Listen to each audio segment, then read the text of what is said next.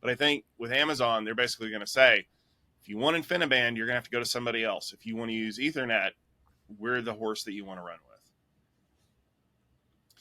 All right, Stephen, you mentioned two of those new chips, and I want to take a minute for us to kind of talk about them. The first is Graviton4. It's the latest generation of Amazon's ARM processor. It has 50% more cores and 75% more memory bandwidth.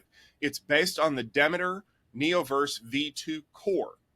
So that's the first one.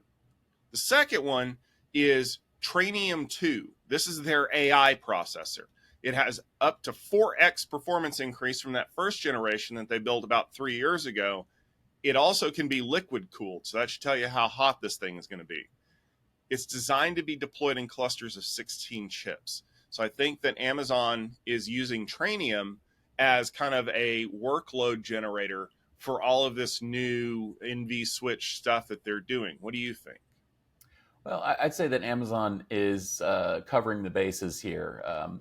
So let's, I guess, start with Trainium 2. So as you say, there's not a ton of information about exactly what it is. I'm still diving into that. Hopefully we'll have a deeper dive in the future into what this thing really is. But I think it's safe to say that Amazon is hard at work on a competitor for NVIDIA, which is, of course, we just talked about, powering their new AI supercomputer.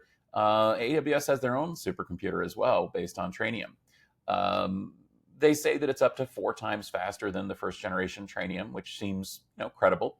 They also say that it's the fastest solution for training models in the cloud, which is an interesting thing for a company to say when they also have their own, have this NVIDIA supercomputer out there. Okay. And they're going to be making this widely available to customers. I think that may end up being the difference. I think that the NVIDIA Grace Hopper Superchip system may be less available, and the Trainium may be much, much more widely available. At least that's how it's been so far with the first generation Trainium processors.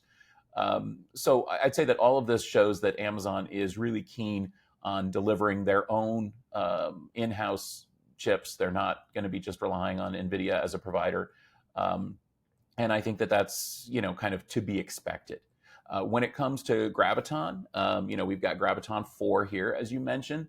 Graviton4 has twice as many cores at 96 cores. It appears to be a chiplet-based system with 2 chiplets on it. It appears to use the 4 nanometer TSMC chip manufacturing process, which is incidentally the same manufacturing process used by NVIDIA for their Grace and Hopper. And it also uses the same Neoverse V2 cores that NVIDIA is using in the Grace superchip. So, but I don't think you should confuse Grace and Graviton. Grace is really a support chip for the Hopper AI processors, whereas Graviton4 is a general purpose compute platform competing with Intel x86 and AMD in the cloud. And just like in the AI and training and GPU space, Amazon is trying to cover the bases here. They are going to offer a nice high performance Graviton offering based on ARM, or they're going to offer x86, or they're going to offer AMD, and they would probably offer something else if there was something else that customers wanted. They're interested in basically giving customers a wide variety of choices here.